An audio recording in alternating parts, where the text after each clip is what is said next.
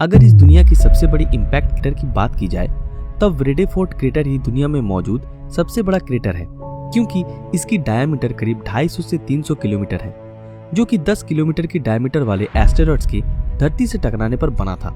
हालांकि धरती का एटमॉस्फेयर इतने बड़े एस्टेरॉइड को जलाकर राख कर देता है, पर मून के साथ ऐसा नहीं है, क्योंकि उसके पास तो एटमॉस्फेयर है ही नहीं। तो चलिए जानते हैं कि अगर कोई गोल्फ बॉल मून से 29 करोड़ 90 लाख मीटर प्रति सेकंड की स्पीड से टकराए तब मून पर उसका क्या असर होगा।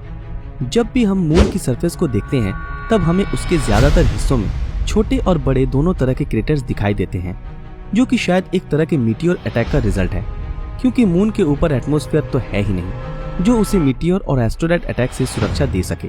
और शायद यही वजह है कि जब भी कोई कॉस्मिक बॉडी मून की तरफ बढ़ती है तब मून के करीब पहुंच जाने के बावजूद भी वो ना तो जलती है और ना ही राख बनती है, बल्कि बहुत ही इजीली मून से टकरा जाती है।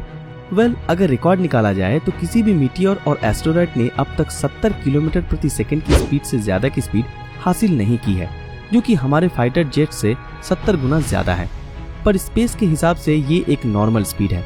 अब जब बात किसी बड़े एस्टेरॉइड के बारे में ना होकर गोल्फ बॉल के बारे में हो रही है, तब आपको जानकर हैरानी होगी कि गोल्फ बॉल का हमारे सोलर सिस्टम में रहते हुए 70 किलोमीटर प्रति सेकंड की स्पीड हासिल करना नामुमकिन है। पर अगर ये गोल्फ बॉल सोलर सिस्टम से बाहर फ्री स्पेस में चली जाए तब ये इतनी स्पीड आसानी से हासिल कर सकती है। अब आप सोच रहे होंगे कि ये बॉल आखिर इतनी स्पीड कैसे हासिल करेगी। बिल्कुल कर सकती है, पर तब जब ये आउटर स्पेस से मून की तरफ आए, बिल्कुल किसी कॉमेट की तरह, क्योंकि आउटर स्पेस से आने वाली चीजें इतनी स्पीड तक आसानी से एक्सेलरेट कर लेती हैं। हालांकि इस स्पीड को हासिल कर लेने के बाद भी अगर ये गोल्फ बॉल मून से टकराएगी तब भी मून पर कुछ भी असर नहीं होगा और उसकी सरफेस पर सिर्फ 1 मीटर गहरा गड्ढा ही बनेगा, जिसके बाद कुछ टन्स की रॉक्स हवा में उछलेंगी। इतना ही नहीं, इस टक्कर से महज 112 मेगाजूल्स की इम्पैक्ट एनर्जी जनरेट होगी और मून पर एक और क्रेटर बन जाएगा। लेकिन अगर हम गोल्फ बॉल की इस स्पीड को 300 गुना और बढ़ा दें, यानी कि लाइट की स्पीड के 7% के बराबर, तब इस स्पीड के साथ ये बॉल मून के ऊपर अच्छा खासा इम्पैक्ट करेगी। और ये इम्पैक्ट उतना ही होगा जितना कि जापान के नागासाकी में हुए धमाके के दौरान हुआ था, जिसका मतलब ये है कि मून के ऊपर भी 1 किलोमीटर डायमीटर और 100 मीटर गहराई वाला एक क्रेटर बन जाएगा।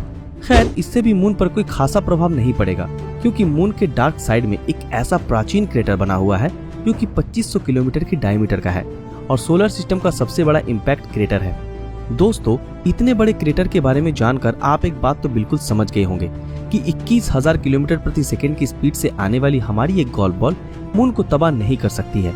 तो हमें अपना समय बेकार ना करते हुए इस स्पीड को सबसे ज्यादा बढ़ाना चाहिए, यानी कि स्पीड ऑफ लाइट के बराबर। पर हमारे सामने एक मुसीबत ये है कि सिर्फ 0 मास पार्टिकल्स ही लाइट की स्पीड प्राप्त कर सकते हैं और हमारी गोल्फ बॉल उन पार्टिकल्स में से एक तो बिल्कुल भी नहीं है। लेकिन अगर फिर भी हम मान लेते हैं कि golf ball speed of light को हासिल कर लेती है, तब उसका मास भी बहुत ही ज्यादा बढ़ जाएगा, साथ ही साथ उसकी एनर्जी भी बढ़ जाएगी। मतलब कि लाइट की स्पीड का 99.99% पा लेने के बाद इस गोल्फ बॉल की काइनेटिक एनर्जी 60 मेगाटन तक पहुंच जाएगी, जो कि 1961 में सोवियत यूनियन द्वारा किए गए इतिहास के सबसे बड़े और विनाशक न्यूक्लियर एक्सप्लोजन से भी ज्यादा होगी। खैर, जो भी हो, इसका भी मून पर कोई ज्यादा प्रभाव नहीं होगा और मून की सरफेस पर एक और बड़ा सा क्रेटर बन जाएगा। अब आपके मन में ये ख्याल आ रहा होगा कि अब हमें अपनी गोल्फ बॉल को कितनी ज्यादा स्पीड देनी होगी और क्या 99.99 स्पीड से भी ज्यादा स्पीड पर मून का कुछ बिगड़ेगा?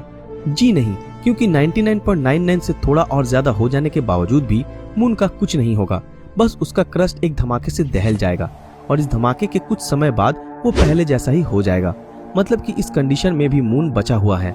इसलिए अब हमें गोल्फ बॉल के बारे में भूल जाना चाहिए, क्योंकि मून को तबाह करने के लिए हमें मैटर नहीं, एंटी मैटर की जरूरत है, जो कि इनफाइनाइट मास और इनफाइनाइट एनर्जी से भरा होता है और अपने रास्ते में आने वाली हर एक चीज को खत्म करता जाता है।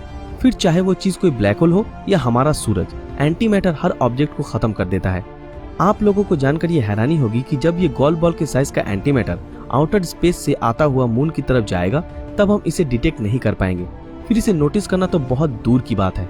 जिसके बाद अगले ही पल ये मून से टकरा जाएगा और मून के क्रस्ट को पिघलाता हुआ मून के अंदर 1500 किलोमीटर की गहराई में पहुंच जाएगा और महज 1 सेकंड में ये मून के कोर से टकरा जाएगा, जिसके बाद भयंकर विस्फोट होगा और मून पूरी तरह से नष्ट हो जाएगा। इतना ही नहीं दोस्तों, इस एंटीमैटर के इम्पैक्ट से मून का मैटर पूरी तरह से गैस बन जाएगा और वो पूरी तरह से जल जाएगा। मतलब कि महज कुछ सेकंड में ही मून एक हाई टेम्परेचर उज्जवल प्लाज्मा के बादल में तब्दील हो जाएगा, जो कि धरती सहित पूरे सोलर सिस्टम को लाइट और रेडियो एक्टिव रेडिएशन से भर देगा। लेकिन अगर अभी आप सोच रहे हैं कि ये प्लाज्मा और रेडिएशन धरती पर कई सालों तक रहेगी, तो शायद आप गलत हो, क्योंकि महज 1 साल के अंदर ये हीटिंग प्लाज्मा ठंडा हो जाएगा और गैस बनकर सॉलिडिफाई हो जाएगा। लेकिन अब अगर आप सोच रहे हैं कि हमारी धरती पहले की तरह ही रहेगी, तो ऐसा नहीं होगा, क्योंकि हमारी धरती के चारों तरफ सैटर्न की तरह ही एस्टेरॉयड बेल्ट बन जाएगा, जो कि समय समय पर हमारी अर्थ की तरफ आते रहेंगे और जिन्हें हमारा एटमॉस्फेयर नष्ट करता रहेगा।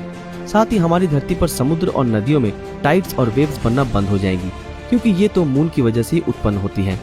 इसके अलावा हमारी रात और भी ज्यादा काली हो जाएगी और लवर्स की लाइफ से मून हमेशा हमेशा के लिए हट जाएगा। दोस्तों, आज के लिए बस इतना ही। ये थी हमारी एक और रोचक वीडियो। ये वीडियो आप लोगों को कैसा लगा हमें कमेंट में जरूर बताएं। अगर ये वीडियो आप लोगों को अच्छा लगा हो तो इस वीडियो को लाइक और ज्यादा से ज्यादा शेयर जरूर करें। जिन लोगों ने हमारे फेसबुक पेज ब्रीदिंग नॉलेज को फॉलो नहीं किया, वो तुरंत फॉलो कर दें। तो फिर मिलते हैं आपके साथ अगले वीडियो में। तब तक के लिए अलविदा।